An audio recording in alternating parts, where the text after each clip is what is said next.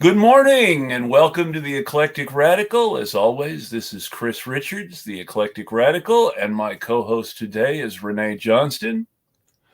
We were supposed to be joined by our colleague Connor Exum, but he had a family health emergency and couldn't make it today, and so it's just us.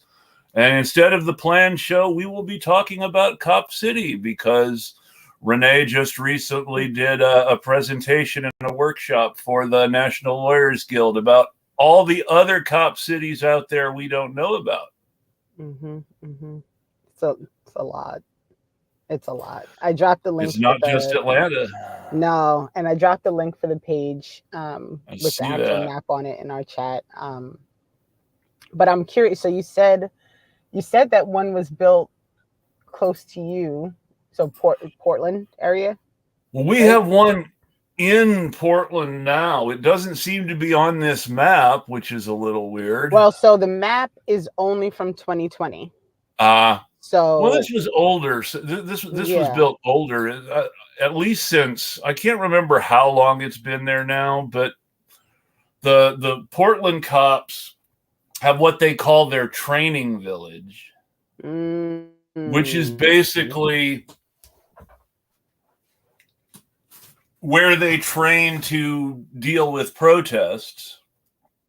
right.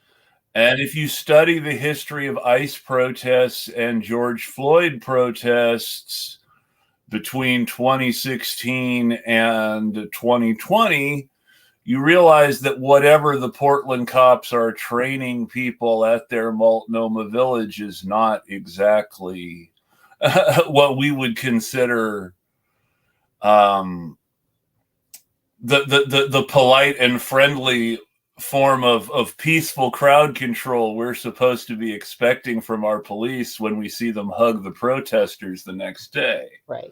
So one of the interesting conversations, and I've now had it a couple of times, and it's something that I am really hoping I can get some help to try and research, and I've had some really good conversations after releasing this map, so I think it's going to happen.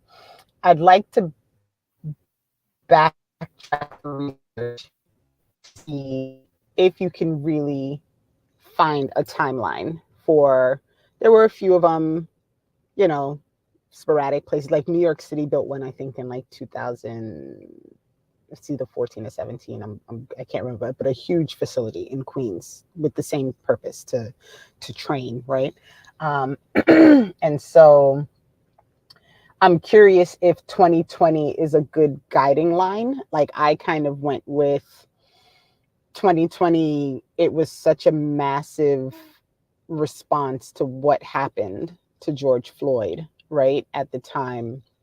And I make this mistake often. I say George Floyd because I feel like it encompasses, but we also know, like, Brianna was killed by police. We know that Rashard Brooks was killed by police. We know, like he wasn't the only one. So I need to be more mindful of when I'm speaking to make sure that I address the fact that George Floyd was not the only person who was killed by the No, police. and in Um, fact, one of the things that prolonged the protests and kept them going was that the cops kept shooting protesters right, in there, right, which we heard about all over the news right, all right, the time. right. And so because I know that was one of the largest responses to racist police violence that I think really historically had ever happened. For me, that was a line in the sand that I think for the state, they were like, "Oh, we're not doing this again, like ever." So we've got to start prepping. We've got to make sure we've got our facilities shored up. We've got to make sure we've got enough space to really prepare to shut all of this shit down should it happen again. Um, so that was the year I picked. So everything on this map either became started being planned, like in earnest, meaning they were actually seeking bonds, they were actually meeting in council meetings, they were submitting documentation, they were asking for bids, like that type of thing. Um, since 2020 and beyond. So it encompasses that process. It encompasses if the bond was secured, if the decision was made, but they haven't moved forward to date. It encompasses if they broke ground already and construction has started. It encompasses if, they open, because some of these places, it was like, man, y'all can do shit real fast when you want to support the police state. Woo, like months it took some of these places to go up. And then if it was already opened. So that's what shows on this particular map, is if any of those processes became a thing after 2020. So that's why Portland's not on there, because the one that's in Oregon right now is still in the works. Yes, they just had their city council meeting on the new facility. Well, not open city council meeting for the public on January 29th, according to the city website. Right. So for context, I want to note that the city of Redmond, Oregon, which this little flag in the middle of the state here that's red now represents, is a city of less than 50,000 people. Right. So when we're talking about building a Cop City style facility there, we're talking about, it's a city of 50,000 people. How big of a protest is it going to be? But then you look at this and you see how central it is in the state of Oregon in general. Mm-hmm. And then you see, well, they could get people from there to anywhere else in the state really fast if they really wanted to. Right. Right. Exactly. And then it's like, oh, it's not just because it's a little town of 49,000 and they're worried what's going to happen there. They're looking at the big picture. Right. And can you hover? Because I don't remember what the size. If you hover over that flag, yes, it'll tell you. Here it is. 49 million. These are the things that, as I was doing this research, I would just be shaking my head. Like, $49 million in a 43,000 square foot facility. Yeah. What could they do with that money and that space instead? Right. And what could you provide for that community that would be way more beneficial than that? And this isn't some big city that someone has a stereotyped view of urban crime about. We're not talking about Chicago or New York or even Portland. This is a little town in Central Oregon we're talking about. Right. Right. And this is what I found in a few places, like these very obscure, well, why do you need this here? And they weren't all, they're not all massive. Bozeman, Montana, look at 37,095,000 square feet. Mm-hmm. Mm-hmm. Bozeman. Right. Right. Right. And it's, it also includes places where they decided that their police station wasn't big enough, right? Or they decided, wait, we don't have a police department. There's one town that they didn't have a police department, and they decided they were going to create a police department and build a building and do a thing. Now, whether or not that's necessary in that location, I don't know, but it's what they did. A lot of them, it's these combined public safety training. So it's firefighters and police in one huge facility, or even a small facility sharing space, supposedly. But you don't need to put why would you need fire training and police training in the same building? They're two literally different things. Yep. And the only reason you would want to put both in the same building is if for some reason you want to get paramedics used to following cops' orders. That's the only thing I can think about. Perhaps, but it's not even for it's well, I mean, most paramedics are firefighters, right, in most cities, right? But and what so that's the first thing that comes to mind. but what I've been reading is it's literally training to fight fires. Huh. So to Maybe they think me, because riots, people are going to burn things. perhaps, you know what? That's a good thought. I hadn't We thought of did. that. We did. There was a nice fire set in the lobby of one of the ICE facilities here in Portland that was exaggerated as people burning down downtown Portland. And trust me, downtown Portland's still there. But there was a nice trash can fire in the lobby of one of the ICE buildings, and people made their feelings known. Which I don't know if most people know this. Portland was protesting ICE and the border stuff already when the Black Lives Matter protests started and people started protesting police shootings. Okay. We had already had a big protest in 2020 against ICE. The Proud Boys and Patriot Prayer came up to counter protest. And one of our local congressional candidates at the time in Portland was out on the street in all those protests rather than running for office at the time, which, that was the right thing to do. There's more to gain there than from running for office. Interesting. I also wonder if it's in part because they want to, because the state is brilliant at this. They want to confuse people, right? Yeah. So if you say, well, no, it's a public safety training building. Yeah. And everyone's going to use it, and it's for the benefit of the community because it's going to encompass training for all the things, then you can muddle the water, right? Because you don't need that. Even if you're training to put out every fire in the country, you don't need a space that's 366,000 square feet. Oh my gosh. Newtown, Connecticut. Right. You caught that, right? And that is a shooting facility that they're trying to put there. A shooting range. It's a gun training facility. A gun training center in Newtown, Connecticut. That's Connecticut. Ironic. Mm-hmm. I thought so. There were two spaces they were looking at, and they chose Newtown because wow. You'd have to read the report, and that's what the flag links to. That explains exactly why Newtown, with all its trauma, was a better space for that facility than the other. So some of these facilities are smaller, right? Because if it's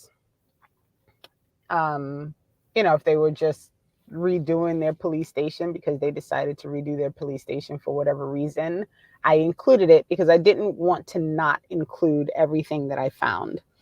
But also, so Maine, for example, and I strong political support. Right. So I picked Maine specifically because someone on Instagram was like, "Oh, you're exaggerating. They just remodeled the police building. I don't even know why this is on here." But the town of Ellsworth in Maine, I think, has 8,100 people. The town itself. Right. And so why do you need a $4 million, 8,000 square foot police facility in a town of 8,000 people? What are you doing in there? What do you need that for? Well, so people will be able to meet Tag the police dog. They're announcing a tour and of the new facility. Right.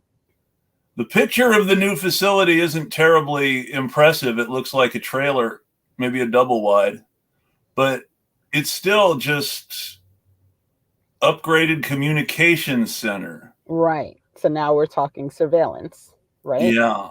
Surveillance or crowd control or something else that requires you be in touch with all your cops at the same time. Right. And so Rhode Island, and I tried very much in the spreadsheet to be very specific about things so that people could just look at the spreadsheet and get get the answer if they needed it. East Providence. Of course, it's East Providence. Right. So that opened in 2023. It is a communication center. Mm-hmm. That's its entire purpose. New Public Safety Communication Center. Yes. Mm-hmm. Yep. And I included all of that. Now, I didn't even realize, and I was blown away. And let me put the link in the chat, because I'm doing another interview tomorrow with the Letter Hack. Sure. And he asked me, hey, have you seen this map? Because I think you'd be interested in this. And so I was like, no, I have no idea what that is. And so I opened that map, and it almost made my heart stop to realize how, I mean, I knew we were surveilled, right?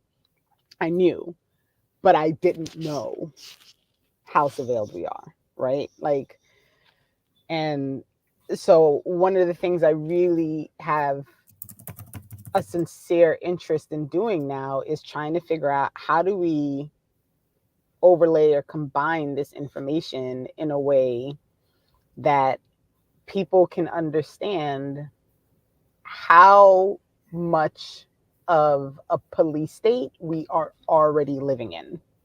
Because people are very misunderstood.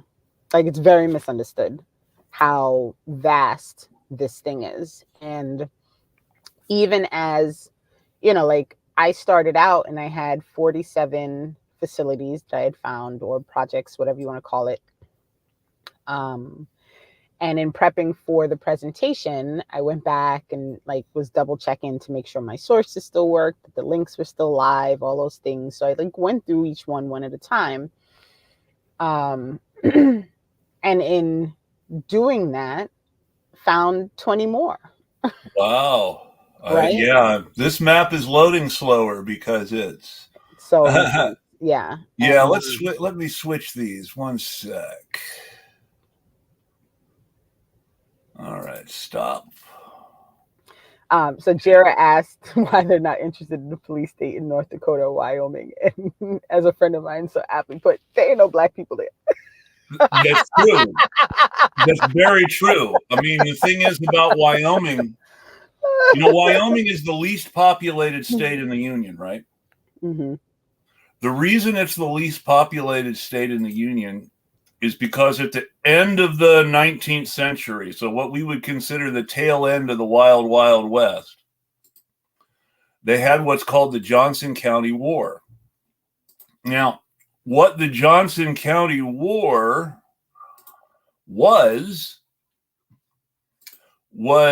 essentially a massive attempt to evict all the small landholders in the state of Wyoming for the big absentee landlords who owned the big cattle ranches in Wyoming with extreme violence. So they hired in gunfighters from Texas and Kansas, shipped them into Wyoming, and let them loose on the small farmers and ranchers who had filed actual Homestead Act claims on their property, because the big cattlemen wanted to control all the land.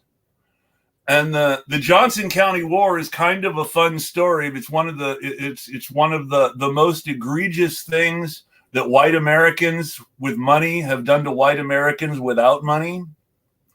And it's something that should be pointed out when white people say they're not going to do that to us too, because it's Wyoming. They weren't throwing black people out of the state. Right. Like you said, they were throwing out the small landholder class, the people who formed the majority of the population of states like Illinois and Kansas. So what you had, the small landholders fought back and were actually winning, and the U.S. Army had to come in to bail out the hired guns. But after the U.S. Army bailed out the hired guns, the big landowners won all the court cases and basically succeeded in evicting most of the small landholders from the state. So what you have in Wyoming is you had a land monopoly which controlled who could settle there, which is why it's one of the whitest and richest states in the country. Crazy. But doesn't this map just fill you with warm? Well, I look at that. I mean, yeah, that's worse than the other one. Oh, this is way worse. Way worse. This shows everything. This shows our stuff up here near the border in Portland too. Let me. It's pretty. Yeah. I mean, look. Just. There it is. Yeah. See, up here around the Oregon-Washington border is where Portland is. Okay. And when you look at all these dots right here around Portland. Right. So, I'm going to be sharing this map as much as I can with folks as well. Just because this conversation that people keep having about democracy and freedom and fascism and blah, blah, blah. And to be so unbelievably unaware of what's already in existence. Right? And the police are the people who are the foot soldiers of all this fascism. Right. The cops are the ones you see doing the really fascist stuff on a fairly regular basis. Right. But we're supposed to support the cops, even as we're supposed to vote Democrat to fight fascism. Right. Right. And this atlas is based on police technology. So this is not federal. This is not. So who knows if they're building that to know, like, if there's another layer that you could put on top of this, because this is based on police departments. For the interest of folks who can't see the legend here, which is probably a little bit small in the screen share. Yeah, it kind of is. The white dots are body worn cameras. We're supposed to believe body cams are for our protection, but since we know the cops turn the body cams off whenever they're going to do anything bad, the body cams is more just an easy way for them to take records of for them to have video record of everybody they interact with. Otherwise, they wouldn't keep turning them off when they shoot people. They wouldn't be able to turn them off if it was really about watching the cops. Exactly. The black circles are drones. Where you see the black circles right here around Portland, up here on Highway 84, the black circles are places where cops have drones. And this kills me. I'm like, drones? What? Surveillance drones mostly. Drones? Surveillance drones mostly, but the advantage of drones is that you can do what that one police department did, where they used the police dog robot to put a bomb in some place and blow up the suspects. And that was given that was a story, but it wasn't given lots and lots of attention. And people were like, they just casually decided to kill people with a drone in an American city. And they were the cops. Yeah. I mean, I guess doing it with a drone is different than dropping a bomb from a helicopter on a. Well, I mean, I guess it depends, really. Maybe. Hopefully the drone wasn't being introduced into a housing project where no one was actually accused of any felonies. It was just complaints from neighbors. Right. That's the worst thing about that, since you mentioned it. That was complaints from neighbors. Right. Not major crime, complaints from neighbors. Right. We're talking about Philadelphia. If the Philadelphia cops really cared so much about crime as to do a major police operation and blow something up, there were 100 more qualified targets where actual crimes were going down, and they bombed Move instead. Right. And took out an entire city block, basically. Yep. Killed women and children. Yep. Gave the remains to a museum and a university, and people are still trying to get their family members back. Yep. Mm-hmm. so I really want to. And I will say this Oh, again sorry. because sorry. I say this every time I mention move. The prosecutor who signed off on the bombing for the DA's office was future Governor Ed Rendell, who told us in 2016 that we absolutely had to vote for Hillary Clinton.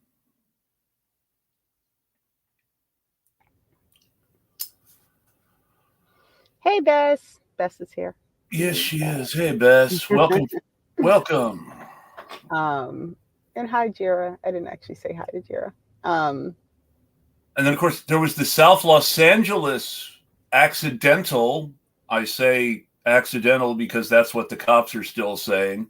The South Los Angeles bombing a couple of years ago, where the cops claimed they were trying to safely dispose of fireworks in one of those bomb-proof trucks where you blow something up inside it. Only they massively overestimated the amount of fireworks that you can put into one bomb-proof truck. And they overwhelmed its bomb-proofing, and they blew up a city block in South Los Angeles, supposedly accidentally. But I mean, I don't know. why do you drive into the middle of a town where people, a neighborhood where people live, to blow up a bomb-proof truck full of fireworks? When did that happen? That was in 21 or 22. Oh my Lord. It was big news when it happened, but it didn't stay in the general collective memory very long. We're disposing of illegal fireworks. We didn't mean to blow up South LA. Now, keep in mind, when you're talking about South Los Angeles, this is what used to be referred to in national and local Los Angeles media as South Central Los Angeles. Oh. So when you're blowing up a city block in South Los Angeles, you're blowing up a city block in a most likely black neighborhood. Right.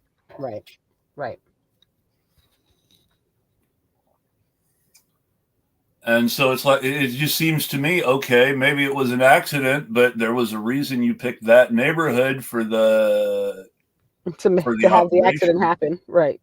Yeah, to make that happen. So what I'm discovering now, mostly because and I guess we've known each other for a while, so I don't, when I do things, it's never with the intention of like, how much attention can I get by doing this thing, right? Like I'm Sure. kind of like just in this rabbit hole and like, this is crazy, I gotta tell people this is happening.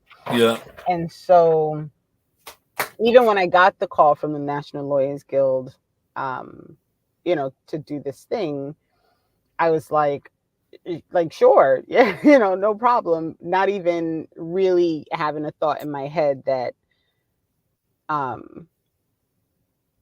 that people would pay attention, right? Because this is not an easy conversation to have. It is not getting people to separate themselves from what they have always been taught to believe about policing is a real task, right? Like it's heavy because people, you spend your childhood watching whatever on TV. You love Law and Order. The movies. I grew up watching one of the worst cop propaganda shows ever every Saturday morning after cartoons, Adam 12. Right.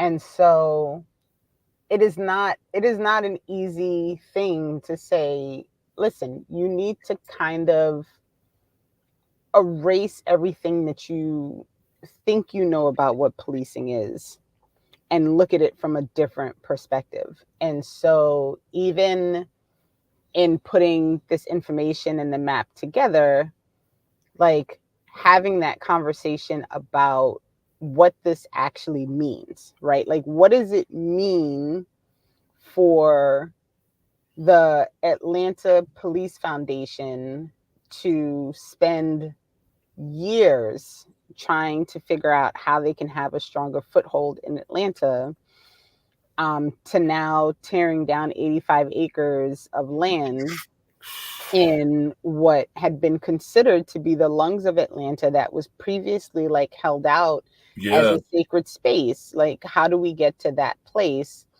And how do you get people to understand that this is not about safety. There are no sacred spaces.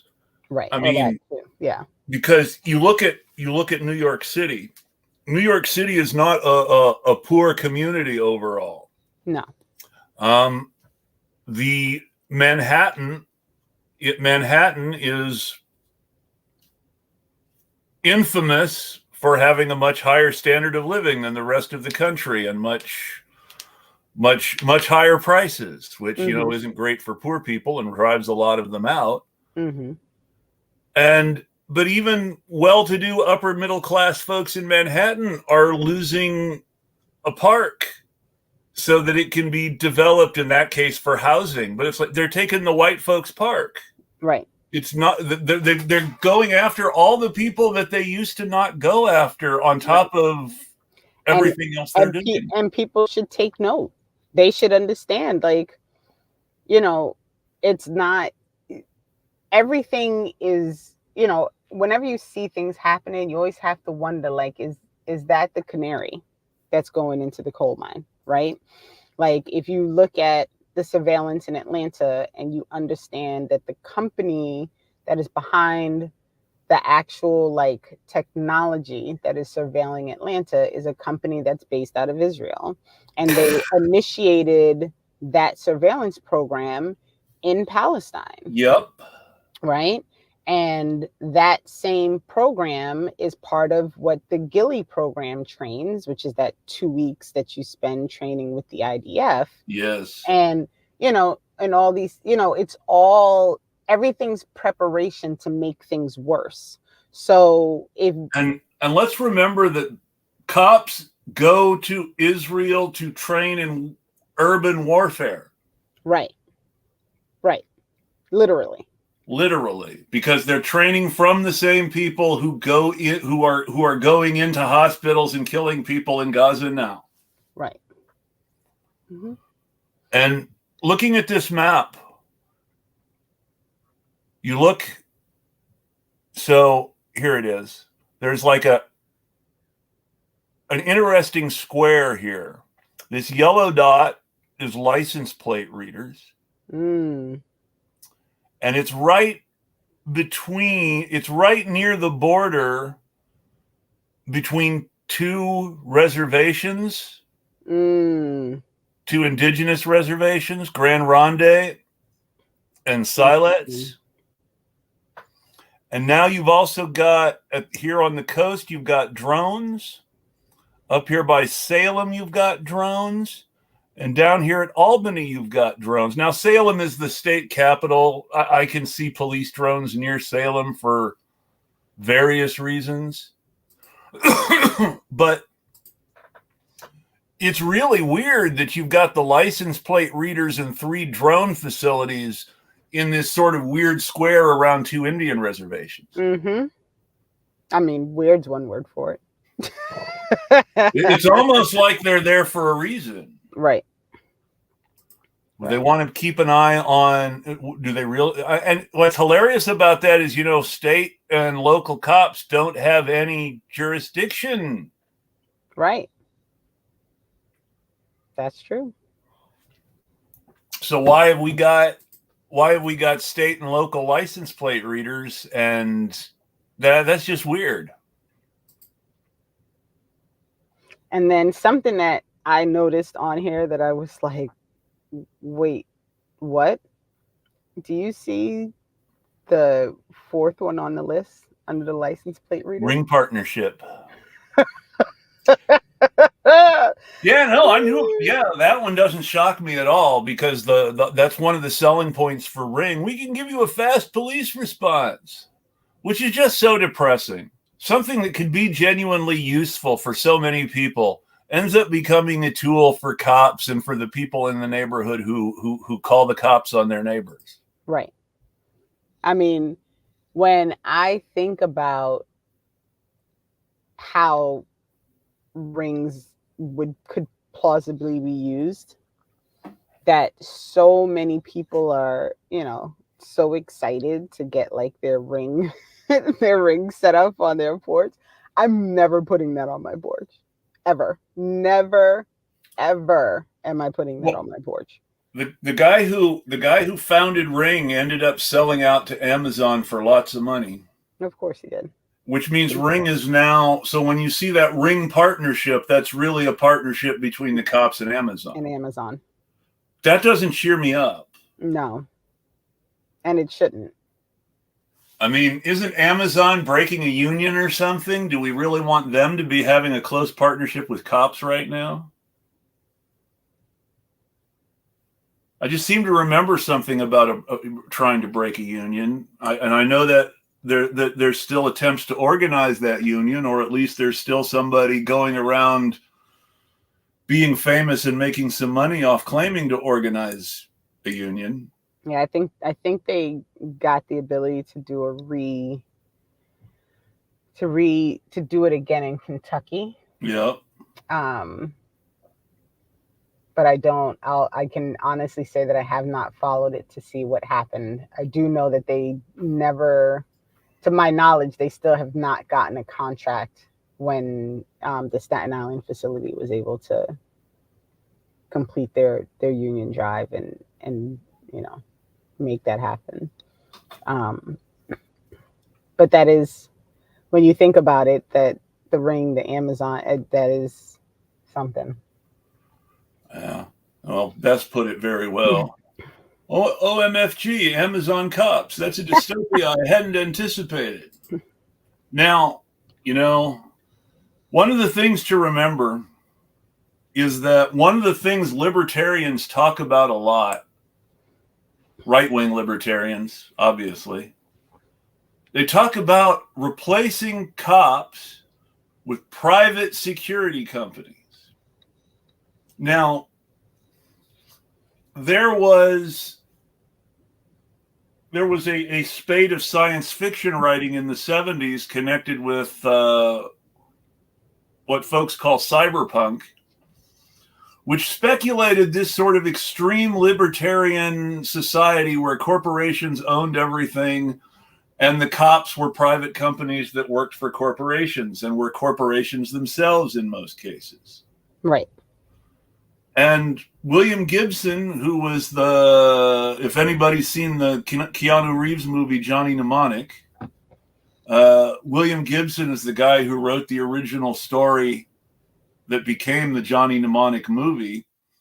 And back in somewhere in the later 2010s, he did a post on Twitter. It was a warning, not a suggestion, aimed at all these corporate people who are privatizing everything. It's like we're really living in these times predicted by cyberpunk writers already. We don't have all the cool parts, but we've got the police, we've got the surveillance society, and the difficulty telling truth from fiction because of info glut and massive corporate marketing spectacles that keep us paying attention to everything but what's actually happening in our neighborhoods. Right. And that's the thing, going back to my research, that I think a lot of people miss is these projects are local. Yes. Right? These are not projects that are, and let me preface this by saying that there are a few that are joint projects between the federal government and the state, because they're going to provide both military and state training. So that is a thing, but that's a very small group of those facilities. For the most part, these projects are they came about because the local police association or department or sheriff or whatever, came to the town council with this plan. Now, what's behind those plans, the money, the police associations, all those things, that's another layer of this that, I'm going to make the time to do. I have a couple of people who are willing to help. So I'm really hopeful that I can make that part of it happen, because following the money of these things is also something that people need to understand, because I fully expect to discover that the money's not coming from the citizens, right? It's Well, not about. I know at least some of it is coming from the citizens, but Yeah, in part, I but would not not a. call it raised under honest pretenses. Right, You, right, you may have gotten this phone call before. I don't know. But a fairly common phone call to get as you're coming into tax season is a call from some nice sounding dude with a sort of southernish accent trying to get you to buy tickets for a concert with somebody like Lee Greenwood. And they say, "Oh, it's for the police. You'll be raising money for the police," but they don't tell you what you'll be raising money for the police right, for. right, right. And This is what you're donating to yeah. when they say that, people. Yep. And some of these, that's exactly what I found, like these private police associations doing fundraisers and, raising money to build, to do these projects.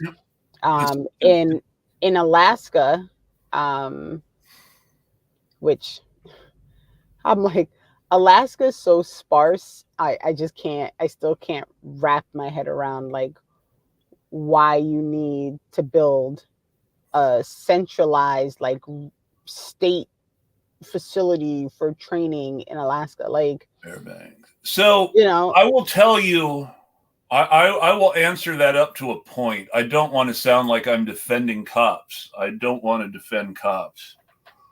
Alaska is a place people run to get away from all sorts of things, including potentially cops. There are large open spaces in Alaska, right, where people can disappear if they want to. right.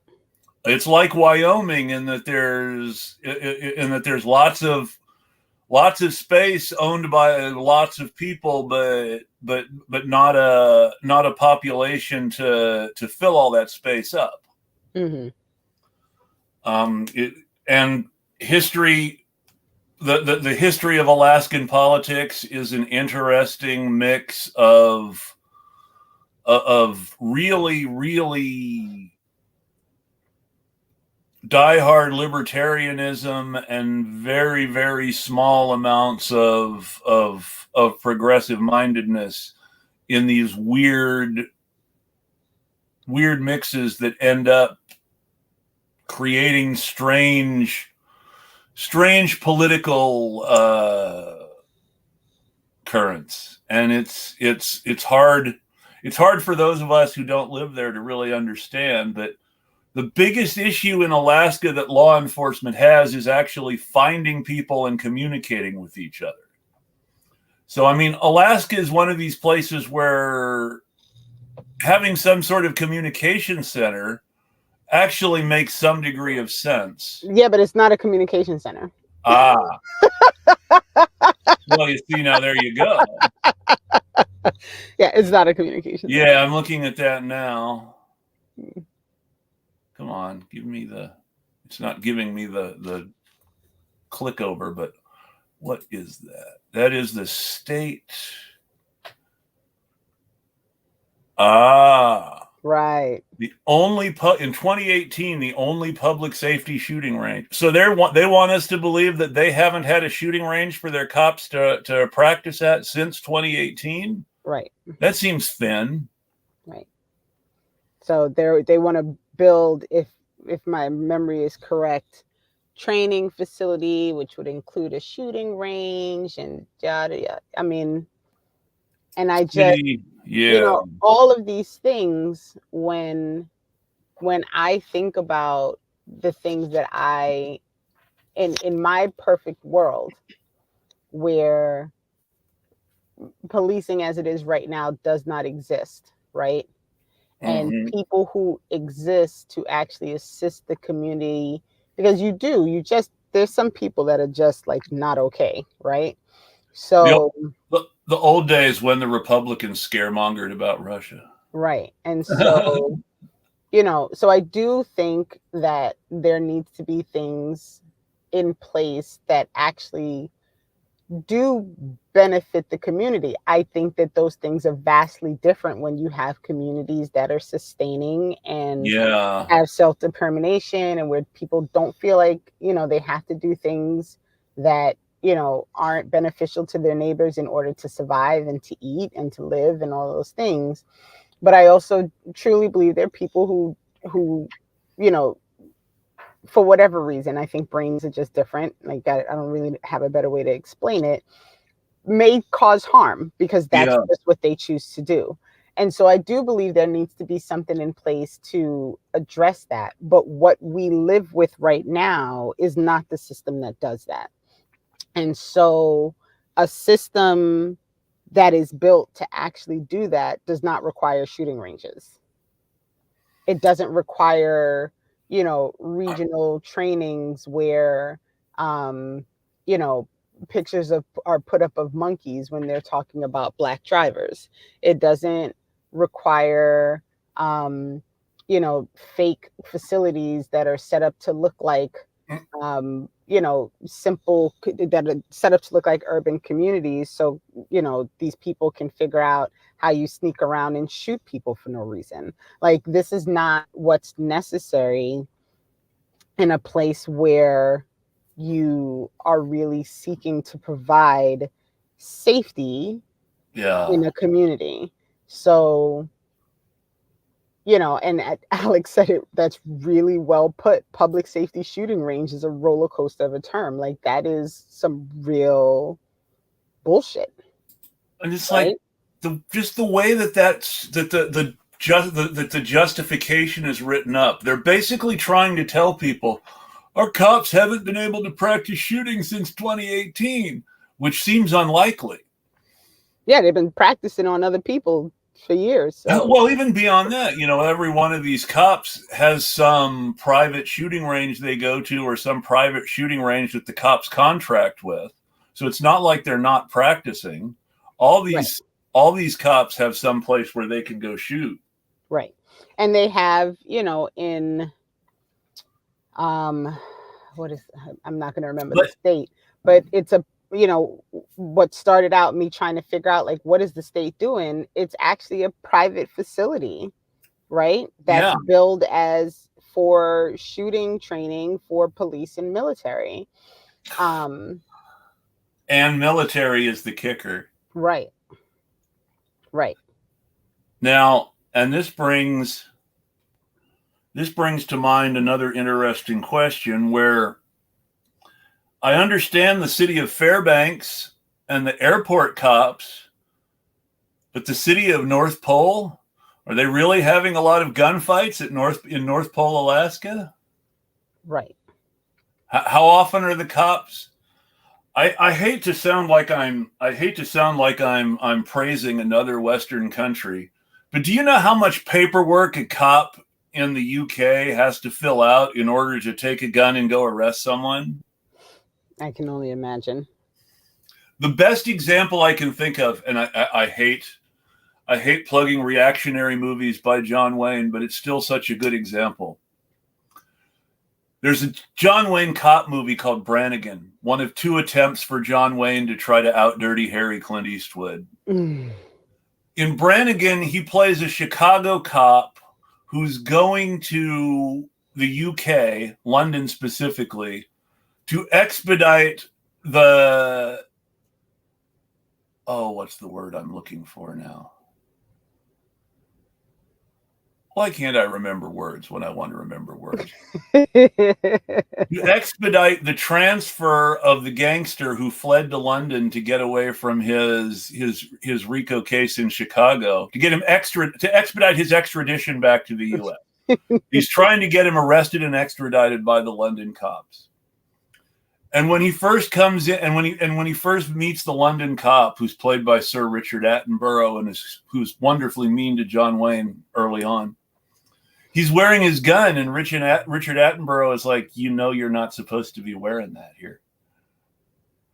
And at the very end, and the whole movie is Richard Attenborough giving John Wayne a hard time about his gun, practically. That's hysterical. And at the very end, when they actually are, well, almost the very end, there's of course, the obligatory gunfight between John Wayne and the hitman sent to take him out at the very end. But just before the very end, when they actually go to arrest the gangster, it's Richard Attenborough who has the gun in his hand pointing it and not John Wayne, because apparently they don't trust the American to have a gun out at the arrest. Which they shouldn't.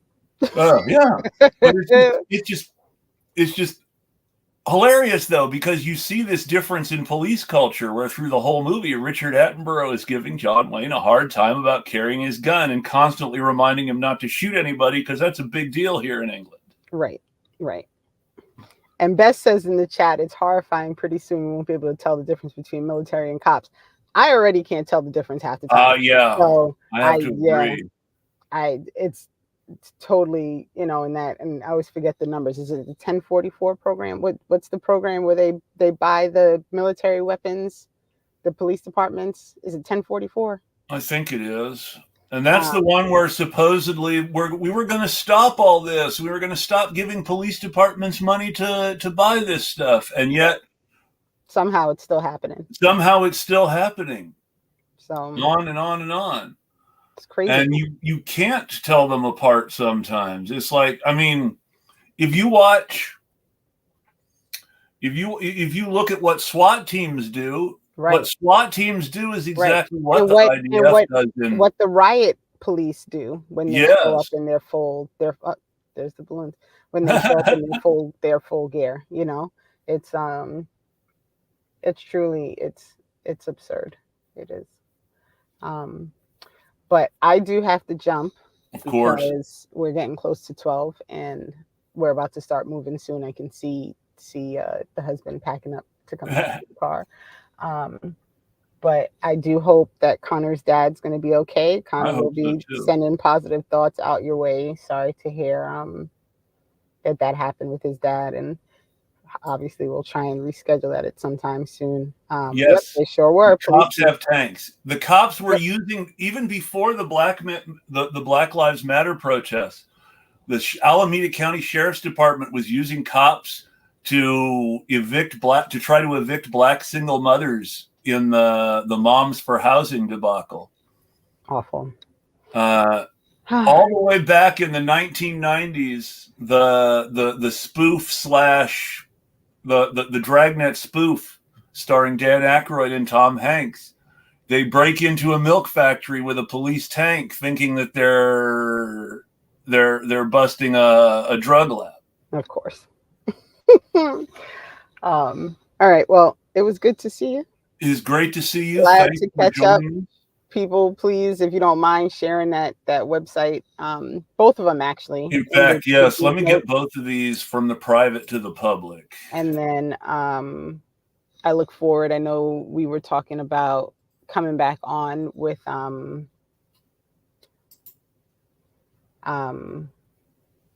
did I just forget her name? They killed Freddie Gray. What am I? We want to have Justine Barron on. Justine back. Sorry, Justine. I swear I know who you are.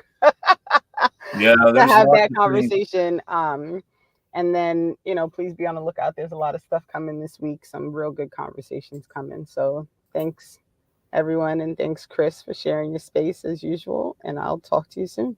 Thank you very much for joining me. Sorry, folks, for the short show and for no guests, but those links are in the chat.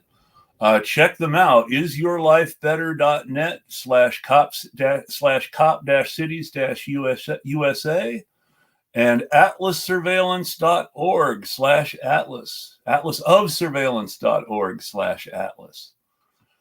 Check both of those out. If you see anything, write Congressman, organize with your neighbors, do what you need to do. We need to be stopping these facilities while we can. Thanks everyone so much for joining us. I hope to have a proper show put together for next week, and I hope everybody has a great week. I'll tweet at you.